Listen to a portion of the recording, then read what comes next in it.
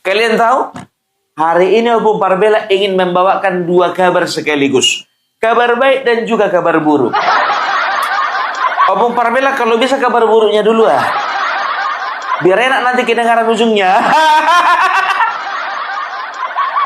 Kabar buruknya, Argentina kalah. Kabar baiknya, semua permohonannya Rosario ditolak hakim. Dan statusnya tetap tersangka. Sebentar dulu Opung Parbela. Bagi pendukung Spanyol kayaknya dua-duanya ini berita baik ini. Nggak ada buruk-buruknya ini. Ya juga ya. Tergantung pendukung siapa ya kan. Aduh. Ya inilah kau Rosario. Merasa menang kau ya. Belum berperang udah merasa kau pede kau menang. Tadi malam biar tuh kalian live dia. Wah, gembira kali dia seolah-olah lebih besoknya ya hari ini bakalan menang dia. Ternyata menang memang dia. Menangis. Menangis. Yakin aku biar tahu kalian sekarang ini dia lagi duduk di pojokan. Walaupun rame, tapi dia merasa sendiri. Merasa sendiri di tengah keramaian. Walaupun sekelilingnya tertawa, dia menangis. Menangis di tengah canda dan tawa.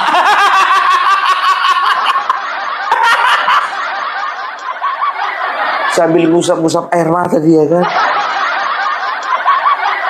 Melantunkan sebuah lagu dari band Metallica. Kepiye maneh iki pancen nasibku, kudu nandang loro masuk penjara.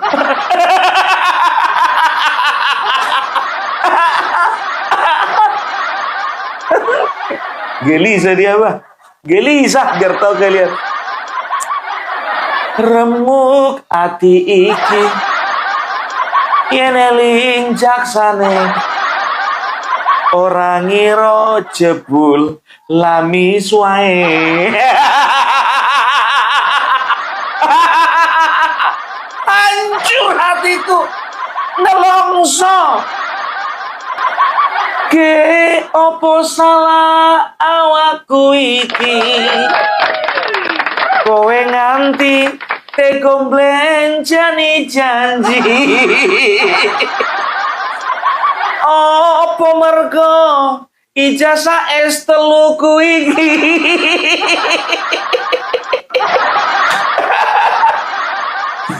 Larat bondo seje karo uripmu.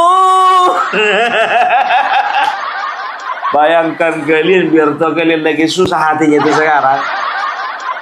Aku nelongso mergo kebacut tresno. Ora ngira saiki ne cidro.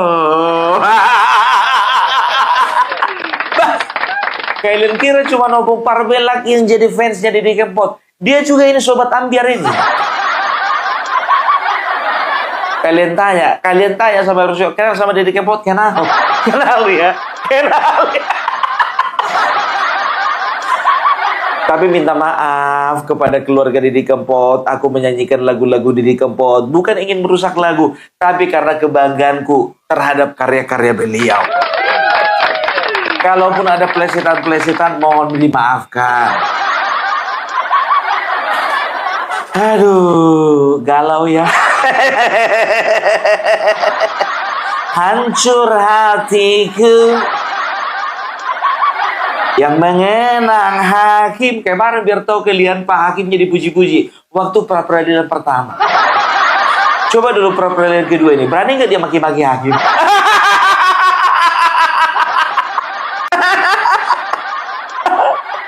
Rosario. Pra-peradilan untuk menguji penetapan tersangka.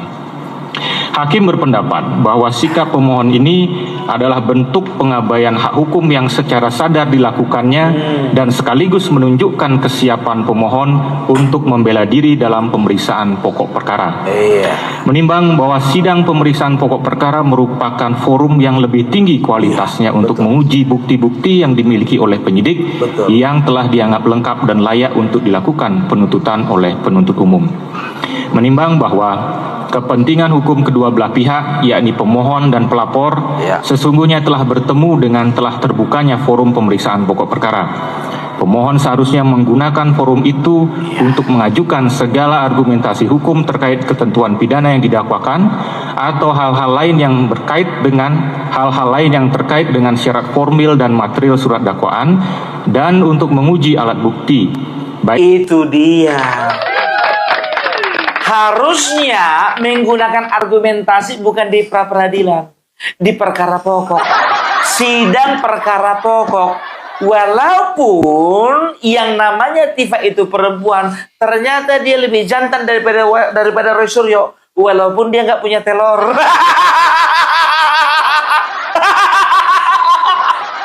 Lebih jantan dia daripada Roy Suryo, walaupun dia nggak punya telur.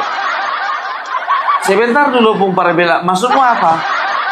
Itu telur yang dimasukkan dari kulkas dimasukkan ke kamar, itu yang maksudnya. Nggak yang lain-lain. Lebih jantan Siti Maida. Jadi hakim mengatakan bahwasannya forum yang lebih tinggi dan forum yang lebih pantas untuk menguji argumentasi kalian itu di sidang perkara pokok. Jangan mentang-mentang pra-peradilan pertama penahanan dan juga penangkapan itu menangkau ya. Tersangka status tersangkamu pun juga mau dimenangkan. Siapa elo?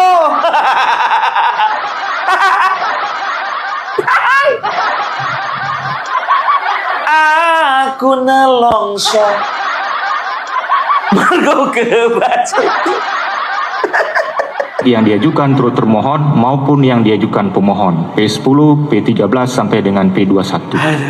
Majelis Hakim dalam pokok perkara memiliki kewenangan untuk memeriksa alat bukti tidak hanya dari sisi kualitasnya, melainkan juga memeriksa relevansi dan kualitasnya serta apakah pembuktian itu mampu meyakinkan majelis hakim. Dengan kata lain, majelis hakim dalam pokok perkara memiliki kewenangan memeriksa perkara dalam ruang lingkup yang jauh lebih luas dibandingkan hakim pra-peradilan. Dalam keadaan demikian, tentu hak hukum pemohon tidak akan dirugikan. Menimbang bahwa ketika pasal 163 ayat 1 huruf E KUHP dihubungkan dengan pasal 160 ayat 3 yang berbunyi permohonan pemeriksaan sah atau tidaknya pelaksanaan upaya paksa yang diajukan oleh tersangka, keluarga tersangka atau advokatnya sebagaimana dimaksud S1 hanya dapat diajukan satu kali untuk hal yang sama, telah memunculkan penafsiran adanya hak kepada terdakwa yang perkaranya telah dilimpahkan ke pengadilan untuk mengajukan permohonan pra-peradilan dan diberikan hak untuk mengajukan pra-peradilan dengan cara dipecah satu persatu. Menimbang bahwa hakim berpendapat pasal 163 ayat 1 huruf A bermakna bahwa pemeriksaan pra-peradilan hanya dapat menunda dimulainya pemeriksaan pokok perkara jika perkara pokok dilimpahkan pada saat proses pra-peradilan sedang berlangsung.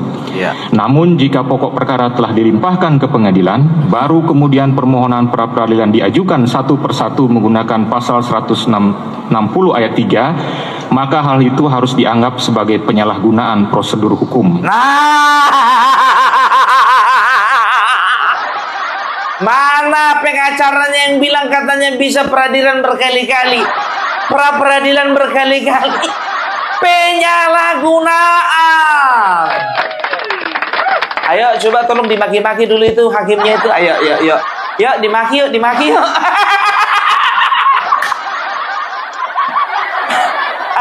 Aku nelongso. Piye Mas? Mentalmu aman toh? Wedi toh masuk penjara udah biasa toh? Nggak mungkin wedi toh? Aman mental. Oh jangan mau kalah sama si Tifa. Dia tuh lebih jantan dari sampean. Udah dibilang Bung Parabela tadi dia lebih jantan walaupun udah punya telur. Nggak bisa dipecah-pecah. Enak aja lu macam-macam. Yang ini untuk penahanan, yang ini untuk penetapan tersangka. Dia mau bikin pra peradilan ketiga. Kau kira ini pengadilan punya nenek moyangmu? Ada-ada aja. Parah kali kawan ini. Menimbang bahwa tindakan pemohon mengajukan permohonan pra-peradilan terkait penetapan tersangka setelah pelimpahan perkara dan setelah pra-peradilan pertama mencapai tahap kesimpulan adalah bentuk nyata upaya untuk menunda-nunda dan mengganggu proses pemeriksaan pokok perkara. Itu dia. Upaya untuk menunda-nunda. Menunda-nunda. Udah gue bilang sama kau Roy Suryo dari kemarin-kemarin ya. Ingat gak waktu kita sekolah dulu apa dibilang ya? Jangan pernah menunda pekerjaan yang bisa dikerjakan hari ini. Jangan tunda hari esok. Apa yang bisa kau lakukan hari ini? Kok kau tunda-tunda? Hakim aja sudah bisa membaca itu. Jangan kau bodoh-bodohi masyarakat. Kau bilang ini adalah hak kami, ini adalah hak tersangka. Betul hak tersangka. Tapi sekarang udah terbukti menunda-nunda kawan. Karena kau trauma di dalam penjara. Udah bisa kau bayangkan betapa panasnya di dalam penjara gak ada AC. Menurut hakim, upaya ini adalah salah satu bentuk penyalahgunaan pra-peradilan. Itu dia. Menimbang bahwa berdasarkan seluruh uraian pertimbangan di atas, maka permohonan pra-peradilan pemohon sudah tidak relevan lagi, sehingga sudah sepatutnya dinyatakan ditolak untuk seluruhnya. Menimbang bahwa oleh karena permohonan pra-peradilan ditolak untuk seluruhnya, maka biaya yang timbul dalam perkara ini haruslah dibebankan kepada pemohon sejumlah nihil. Mengingat pasal 89, pasal 160 ayat 3, pasal 163 ayat 1 Undang-Undang Nomor 20 Tahun 2025 dan peraturan undang-undangan lain yang bersangkutan mengadili: 1. Menolak permohonan pra-peradilan pemohon untuk seluruhnya. 2. Membebankan kepada pemohon untuk membayar biaya perkara sejumlah nihil. Demikianlah diputuskan pada hari Senin tanggal 20 Juli 2026 oleh Ketua Darmawan Esa, Hakim Pra-Peradilan pada Pengadilan Negeri Jakarta Selatan, dan diucapkan dalam sidang terbuka untuk umum pada hari dan tanggal itu juga oleh hakim tersebut dan dibantu oleh Wijianto Esa, panitera pengganti, serta dihadiri oleh pemohon dan kuasanya, kuasa termohon serta kuasa turut termohon. Demikian putusan yang telah dijatuhkan. Luar biasa. Lihat aja, bentar lagi akan ada narasi mengatakan bahwa hakim ini juga termundi.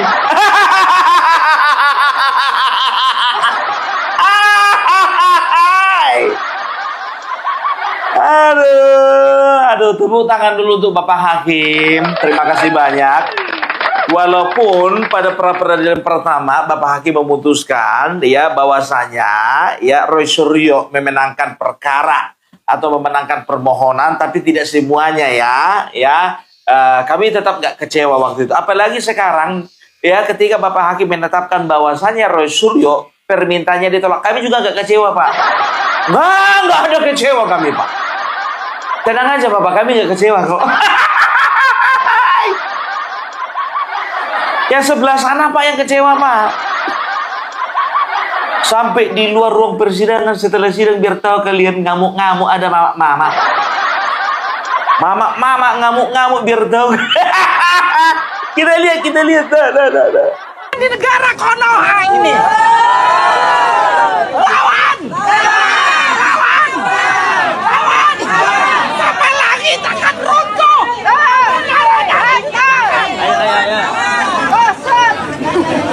Ayo ke situ. Jangan harap pada keadilan. Oke. Ternyata ibu ini juga lebih jantan dari sini Pak. Padahal dua-duanya sama-sama nggak punya telur. Keras sekali suaranya. Ngancam-ngancam dia sampai langit akan runtuh.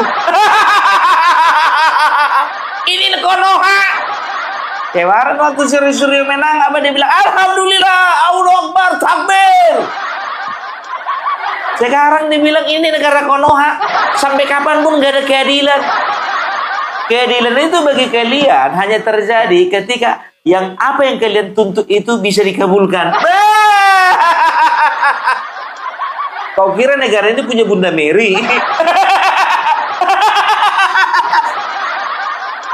Ada aja, kasihan amat sih lo.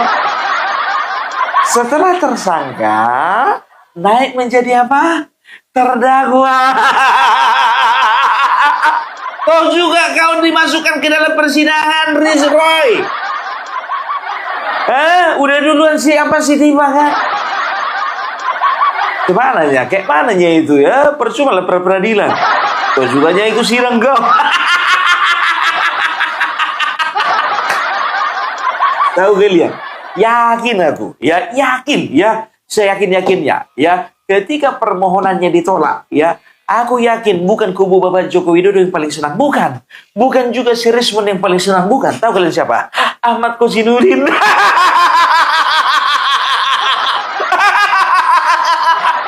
Bisa ku baca pikirannya itu. Pasti dia bilang kayak gini, kan? Kualat kau kan? Kualat kau. Biar tahu dulu kau kayak mana kau kualat kau sama aku. Kau kira bisa dimenangkan sama siapa namanya Abdul Ghafur Sangaji sama si Repli Harun? Masih junior itu.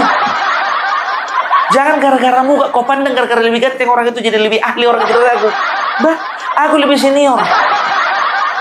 Bukan berbicara masalah berapa banyak yang ku menangkan dan berapa kali kalah aku. Tapi aku lebih senior. Kenaklah kau Suryo. Kayaknya kayak gitu ya. Itu yang ku karang-karang gitu. Aduh, kita lihat dulu ya bagaimana mereka membuat konferensi pers. Biasalah, nggak kubur Roy Suryo namanya kalau nggak ada konferensi pers. Tiada hari tanpa konferensi pers. Sehari mau 3 kali.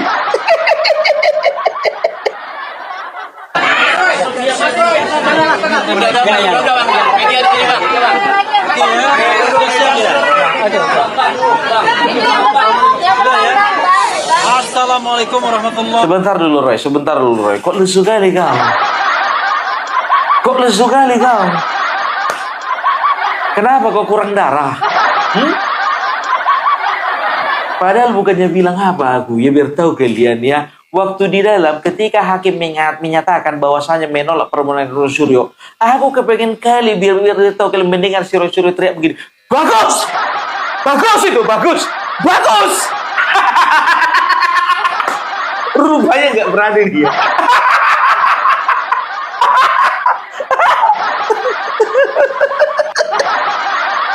Wabarakatuh. Kawan-kawan semua, sebelum sebelum Abdul Ghafur dan yang lainnya, saya ingin menyampaikan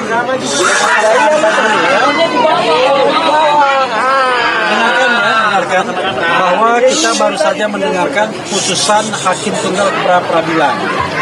Nah, sebagai insan yang taat hukum, tentu kita menghormati putusan tersebut. Walaupun tentu kita memiliki pendapat yang berbeda. Tapi tetap saja ini adalah putusan yang memang first, final, and binding yang kita harus hargai. Hanya memang ada beberapa catatan yang perlu disampaikan. Sebagai contoh misalnya, tadi dikatakan bahwa putusannya tidak relevan lagi untuk mengajukan pra-peradilan terhadap pasal-pasal yang menersangkakan Mas Roy. Kalau kami merasa relevansi itu bukan jawaban hukum ya. Karena relevan itu lebih pada timingnya kalau tadi. Tadi kan dikatakan kenapa waktu ditetapkan sebagai tersangka pada tanggal 7 November 2025 tidak segera mengajukan pra-peradilan. Jadi ini kawan-kawan semua memang selalu ada dilema kalau kita mau mengajukan pra-peradilan. Dilemanya adalah ya kita mengetahui bahwa success story dari pra-peradilan itu memang kecil sekali ya, dan bahkan dalam beberapa hal ada politisasi dan lain sebagainya, dugaannya seperti itu.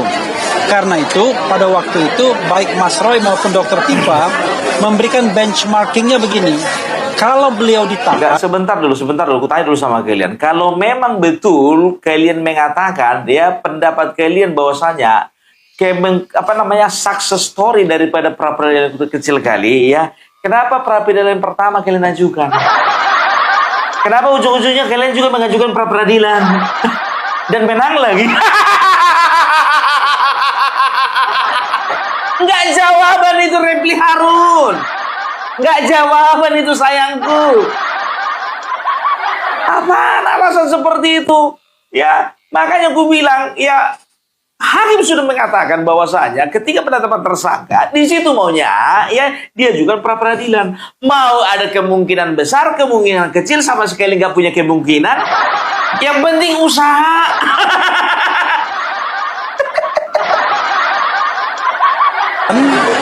baru akan mengajukan pra peradilan. Tapi sepanjang tidak ditahan, tidak mengajukan pra peradilan.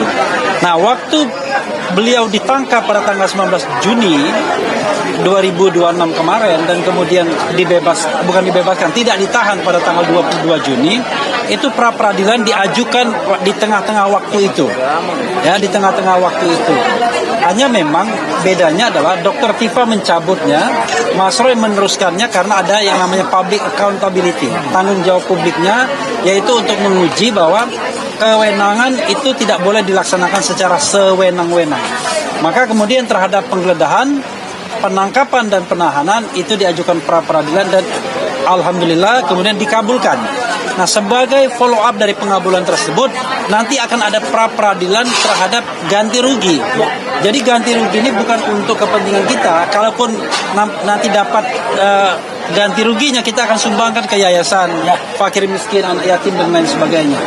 Nah, adapun ini, ya namanya ini bukan Mas Roy siap atau tidak siap untuk pokok perkara. Ini adalah the lawyer's way, ya.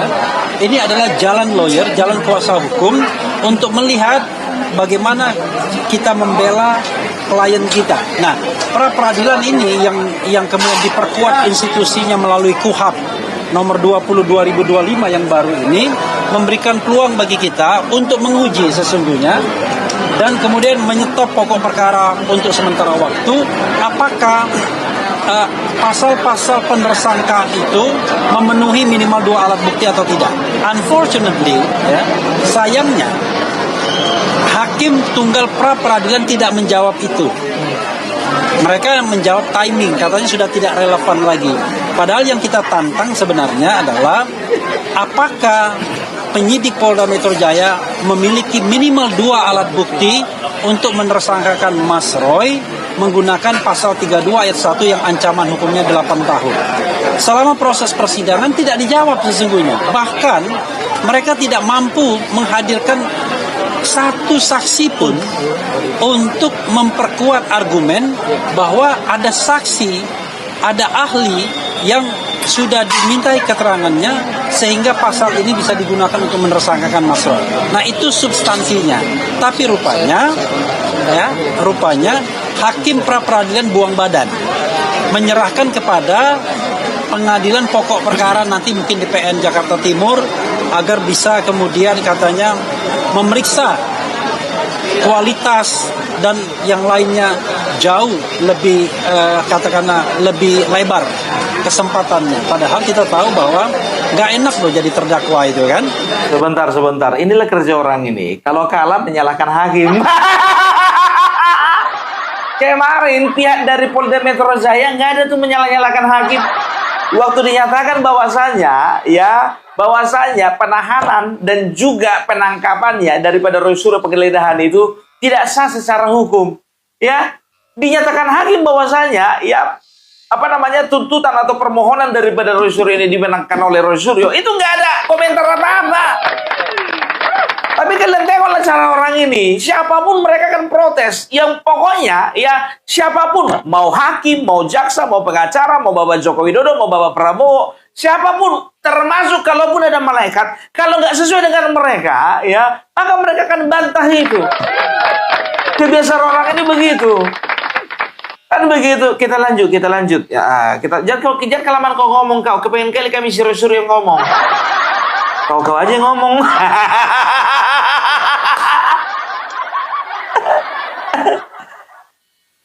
Siapa bilang kemudian waktu, tenaga dan lain sebagainya. Tetapi apapun itu, sekali lagi kita hormati putusan ini dan tentu kalau ditanyakan pada Mas Roy, apakah Mas Roy siap untuk pokok perkara? At any time kita siap.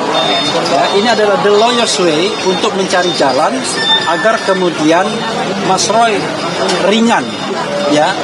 kemudian ringan langkahnya ketika harus berhadapan dengan pokok perkara. Tetapi kalau belum sukses, yaitu God way, ya kan? God hand, tangan Tuhan atau jalan Tuhan. Itu saja kawan-kawan semua. Sebelum Mas Roy, Abdul Ghafar akan menambahkan. Silakan. Ya, silakan. Oke. Bang Refli, terima kasih. Rekan-rekan media.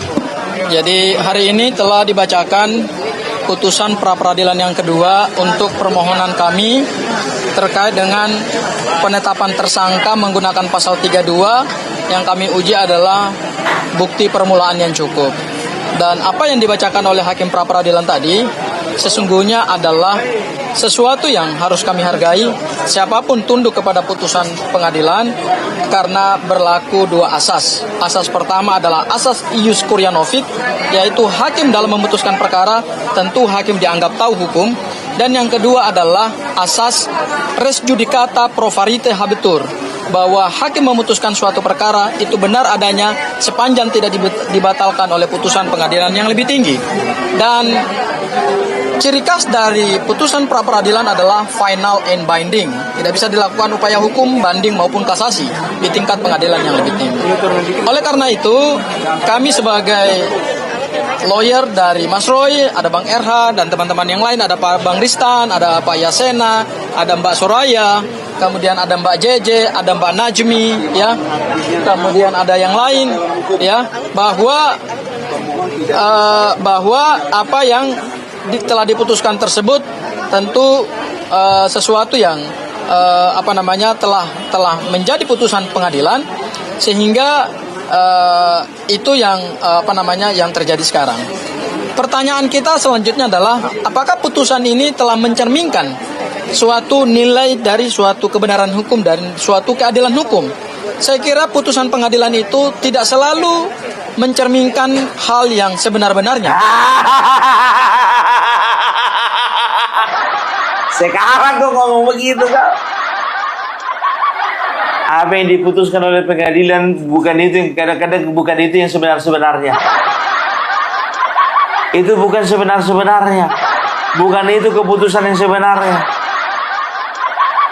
Udahlah Abdul Ghafur, gak usah banyak kali gayamu. Udahlah ya. Jadi ya kita dengarkanlah dulu ya. Kebanyakan orang ini cerita. Ya kita dengarkan dulu dari Suryo dulu. Karena saling menghargai, this is the time for. Oke, baik. Assalamualaikum warahmatullahi wabarakatuh. Ya, ya, oke. Ya, hari ini 20 Juli 2026 kita telah mendengar bersama putusan dari Hakim Tunggal Pak I Gedut Darpawan untuk permohonan kami yang kedua. Saya selaku pribadi tetap mengapresiasi putusan tersebut dan tetap mengaturkan terima kasih atas putusan pra-peradilan kami yang pertama, yang waktu itu beliau orang yang sama memutus untuk kemudian mengatakan penangkapan, penahanan dan juga penggeledahan itu tidak sah. Udah nggak fokus lagi dia itu. Kasih dulu aku.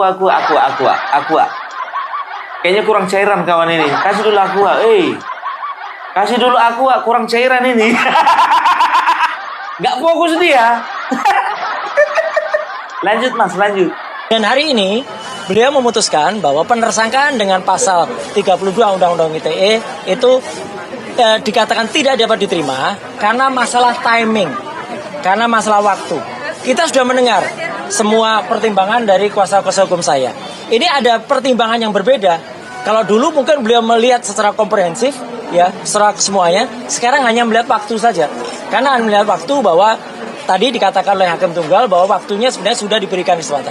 Bagaimanapun juga kami, ya khususnya saya, tetap mengaturkan terima kasih dan apresiasi. Tapi bagi saya lumrah hal ini. Jadi ada kadang-kadang Hakim Tunggal itu yang memutuskan itu menyetujui, ada kadang-kadang yang memutuskan tidak menyetujui. Nah, bagi saya menyerahkan sepenuhnya. Langkah selanjutnya pada para kuasa hukum saya.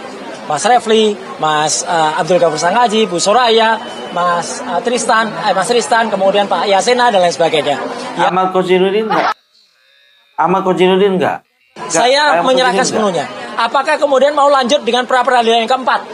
Karena apa? Karena pra-peradilan yang ketiga sudah kami daftarkan dan insya Allah akan bersidang pada hari Selasa tanggal 28 Juli yang akan datang.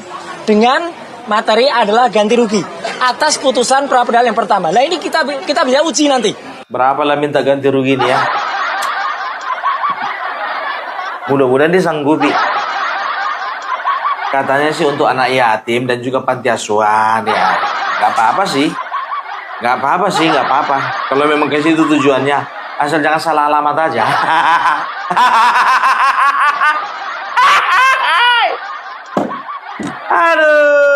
Aduh, sebetulnya nggak tega kali aku nonton video ini betul. Ya, Roy Suryo tetap semangat, ya, Roy Suryo tetap tegar, Roy Suryo tetap tetap punya harapan ya. Gimana pun juga ya kita sesama makhluk ciptaan Tuhan harus sama-sama saling memberikan support. Ya, itu dulu dari Bung Parbelang. Salam NKRI harga mati.